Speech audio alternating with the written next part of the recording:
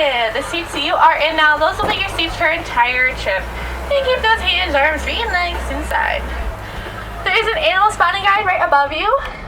Be sure to use this guide, and if you happen to see an animal and I do not, yell it out for me. Are you tired? Our first location is the forest. Animals usually have stripes in the forest as this allows them to blend in easily with the shade.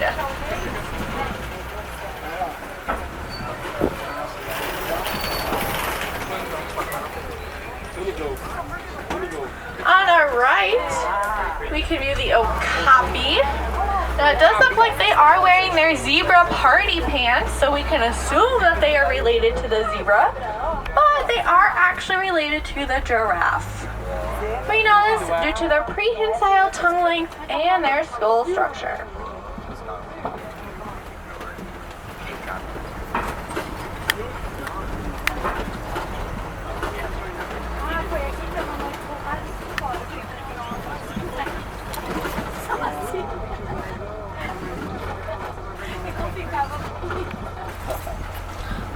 Coming up on our left here, we have the black rhino. Black rhinos weigh 2,000 to 3,000 pounds.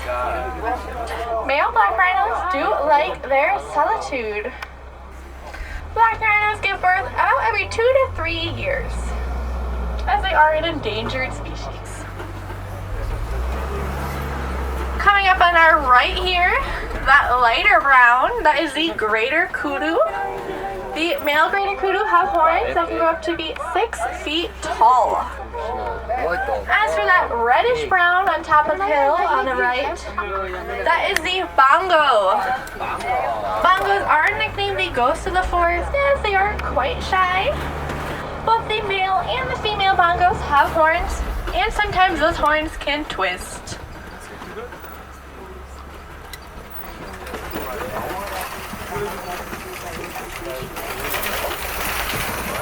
We had some pretty good luck looking at some animals here in the forest. We are heading into the river.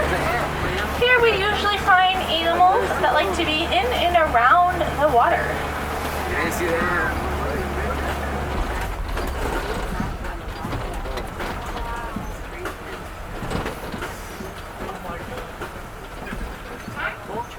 Coming up on our right, these large white birds, they are named the pink-backed pelican. They get their name from their coloration during their mating season, as their backs turn pink. They are quite old, as their skeletal system dates back 40 million years. They are a smaller pelican species, but they are all also one of 8 pelican species. On our left, we are looking into the water for some hippos, specifically the Nile hippo, since we're in Africa. Hippos can hold their breath for up to 8 minutes while underwater. While they can swim, hippos prefer to run or walk while underwater. When a hippo sleeps, their body will naturally rise and fall when they need oxygen. Crocodiles tend to live downstream from hippos as they like to eat the remains that the hippos leave. On our left here we have the Nile crocodile.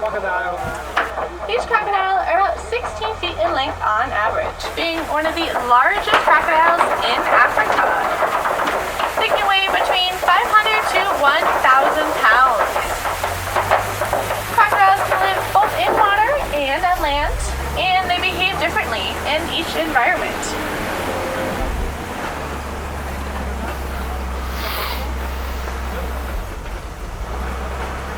Leaving the river and heading into the savanna, we tend to find a tree that looks pretty similar to the tree of life. These trees are called the baobab trees. They store their water in the trunk, so during a dry season or a drought, horned animals will puncture holes into the tree trunk to get some water. The trees can hold up to 32,000 gallons of water. They can be leafless up to 9 months out of the year. There are several baobab trees around our savanna.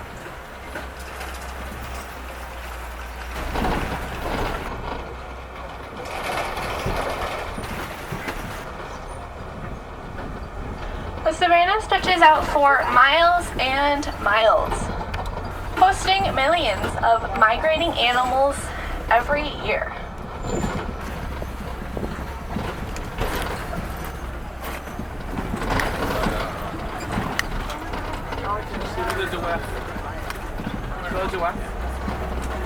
Coming up, we have the giraffe.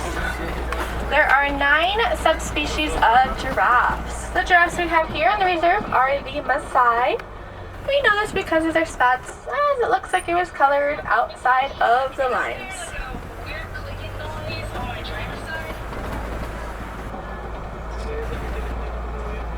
On our left, we have some canine friends walking around. That is a painted dog. These painted dogs are one of the most successful hunters in Africa. Lions and painted dogs are natural competitors as they both hunt the same hooved animals. These dogs have 4 toes on each paw.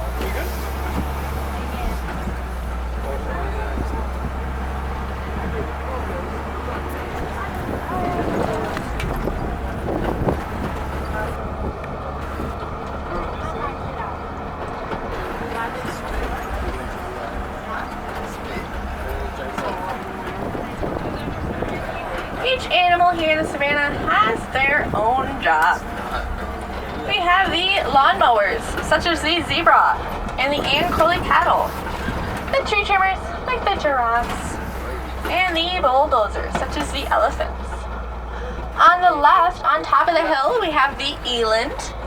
Elands stand up to be about 6 feet tall, weighing around 2,000 pounds. Elands can go up to a month without water, as long as there are melons, onions, and other leafy greens. Then we do have 2 new additions here in the reserves. We have 2 new baby zebras. And it looks like we can view one. Yeah, there's both babies are on both sides, both the right and left. Both babies were born here. They are sisters. They share the same dad and have different moms. To tell if a zebra is black with white stripes or white with black stripes, we look at its muzzle or its nose. These zebras are black with white stripes. Researchers are not quite sure why each zebra has their own unique stripe pattern, but they are as unique as your fingerprint. That darker gray on top of the hill, a little far away, that is the wildebeest. Their Afrikaans Dutch language is spelled G-N-U, pronounced new, because that's the sound that they make. One thing I think is really cool about the wildebeest is, like, since most animals here in the savanna do migrate, the wildebeest